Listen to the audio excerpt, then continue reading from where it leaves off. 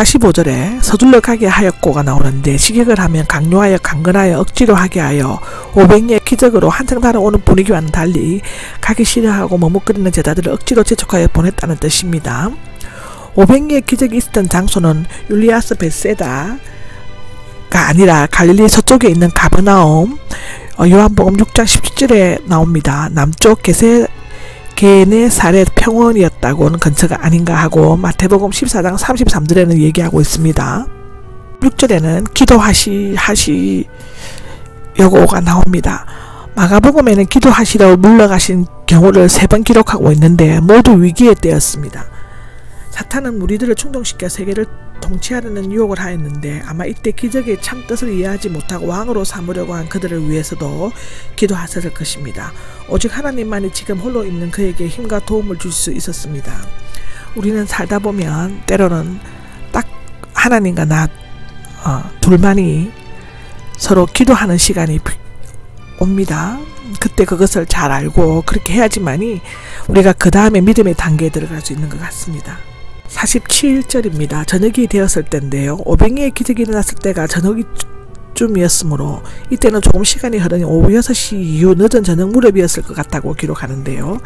배는 호수 한가운데 있었고 가야 되는데 요한복음에서는 25 내지 30 스타디온 간 다음 사건이 발생하였으므로 출발지인 율리아스 벳세다와 갈릴리 서쪽 벳세다 사이의 거리를 8km 정도로 계산한다면 제자들의 배는 바다 한가운데 있었음이 분명하다고 하는데 갈릴리 호수는 길이가 21km, 폭이 13km였다고 합니다.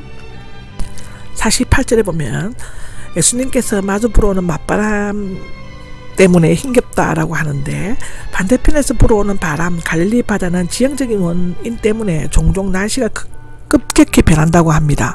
이 바람은 앞서 일어났던 거센 돌풍과는 성격이 다른 끈질기면서도 강력한 역풍이었다고 하는데 자세한 것은 마태복음 4장 24절에 제가 말씀드렸습니다.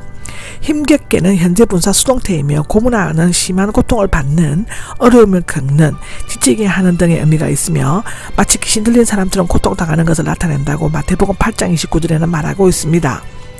갈릴리 호수에서 잔뼈가 굵은 어부 출신의 제자들이 힘겨워하는 것을 보면 이때 불어온 역풍은 엄청난 위력을 가진 것임을 알 수 있는데요.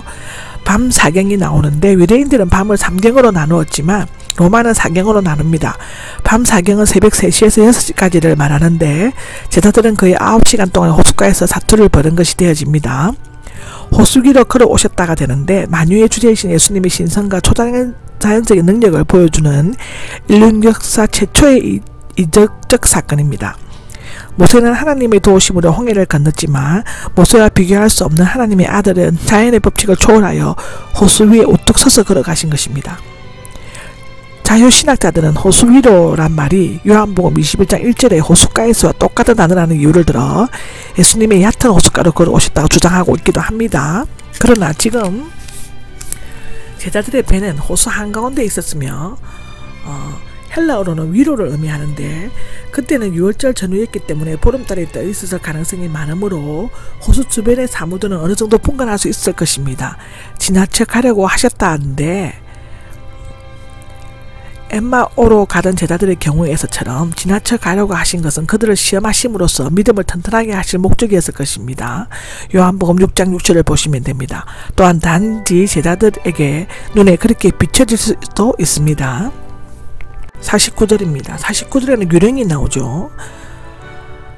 유대인들은 종종 유령이 호수 위에 나타난다고 생각하였습니다. 유령은 실체 없는 허사한 곧 망령이나 욕의 귀신을 의미하는데 제자들은 예수님에 대한 확고한 믿음 없이 마음속에 잠재해 있었던 미신적인 공포심에 사로잡혔습니다.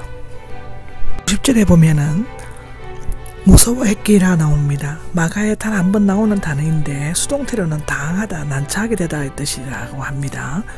무서워했다가 적절한 해석인데 그들은 산에서 기도하실 것으로 생각하는 예수님이 그 밤에 자신들에게 오실 것이라고는 상상조차 하지 못했으며 어두컴컴한 밤에 예수님의 얼굴을 또렷이 분별할 수 없었기 때문에 유령인 줄 알고 무서워하였다라고 합니다.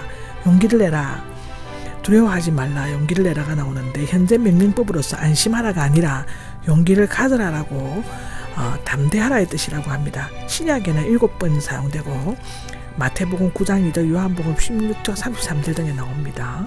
절망적인 낙심 가운데 빠져있는 그들에게 필요한 것은 담대한 마음으로 용기를 내는 일이었는데, 나다, 곧 나다, 하나님 이름인 스스로 있는 자와 같은 의미인데요. 두려워하지 말라 는 현재 명령법으로서 지금 곧 두려워하는 것은 멈추라 이 뜻입니다. 예수님은 제자들의 믿음 없음을 책망하시지 않으시고 오히려 위로와 격려를 해주시고 용기를 북돋아 주셨습니다. 이제 제자들은 육적으로 힘겹게 놓젓는 것과 유령이라고 소리쳤던 영적인 두려움에서 완전히 놓임을 받게 됩니다. 11절을 보면은 바람이 멎었다가 나오는데요. 바람이 지쳤다는 뜻입니다. 마치 쉴 새 없이 떠들던 아이가 지쳐서 깊은 잠에 빠진 것처럼 마침내 밤새 불어대던 바람도 제자들에게 휴식과 평온을 제공하려고 깊은 잠에 빠져들었다라고 하는데, 자연히 그친 바람이 아니라 예수님께서 잔잔케 하셨기 때문일 것입니다. 마가가 베드로가 물 위에서 걷다가 빠진 사건을 전해주지 않고 있는 것은 베드로가 그 사건을 마가에게 전해주지 않았기 때문이었을 것이라고 기록하여져 있습니다. 2절에 보면 빵의 기적을 무디어져 있었기에 라고 나오는데, 그것은 제자들의 빵의 기적을 깨닫지 못하고 마음이 무뎌져 있었기 때문이라고 하는데, 제자들이 몹시 놀라워하는 것은 빵의 기적을 깨닫지 못하는 마음이 무뎌져 있었기 때문이었습니다.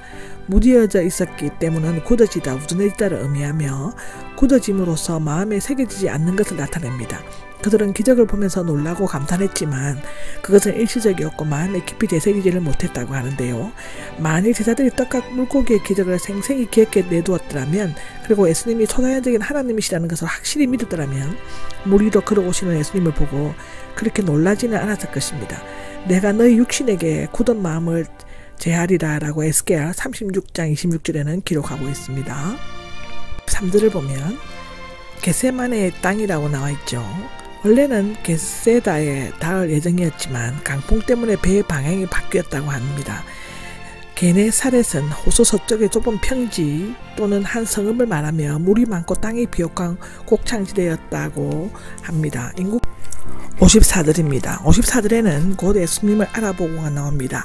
이 기간에 예수님의 명성은 최대조에 달했는데 그들은 예수님을 알아보았지만 메시아로서가 아니라 병 고칠 수 있는 분 정도로 알았던 것입니다. 왜냐하면 그들은 두루 돌아다니면서 몸이 아픈 사람들을 데려왔기 때문이라고 기록하여져 있습니다. 56절에 옥깃이 나옵니다. 긴 겉옷의 술로 번역할 수 있으며 겉옷기마다 술이 있었고 각 술에는 모든 계명이 하늘로부터 왔다는 상징으로 청색 끈이 눈에 띄게 달려 있었다고 마가복음 5장 27절에는 말하고 있습니다. 예수님은 율법이 명하는 규례에 따라 옥깃에 달린 옷을 입고 계셨습니다. 사람들은 손을 대며 고침을 받았다는 생각했기 때문에 손을 대게 해달라고 간청하였다고 마가복음 3장 5장에는 나옵니다. 간청하였다가 나오는데 묘할요시상으로서 계속적으로 간절히 요청한 것으로 나타냅니다. 모두 구원을 받았다는 그들은 경건한 유대인의 표식인 옥깃을 믿음으로 만졌을 뿐 육신적 뿐만 아니라 영혼의 질병까지도 구원을 받았습니다. 여기에서는 당시의 거주지가 언급되었는데 마을, 즉 성벽을 두르지 않는 조그마한 마을 촌락과 읍내, 즉 일방적으로 성벽을 쌓은 도시, 농촌, 즉 복수형으로 촌락입니다. 사람들이 병근자들을 장터에 데려온 것은 그곳에 관공서가 있었고 상거래나 모임 등이 활발히 이루어진 곳이었기 때문인데, 갈릴리 사역은 이와 같이 성공적으로 마무리되었지만 한편으로는 그를 적대하는 분위기도 점차 높아져만 갔다고 기록하고 있습니다. 이것으로서 마가복음 6장은 끝이 납니다.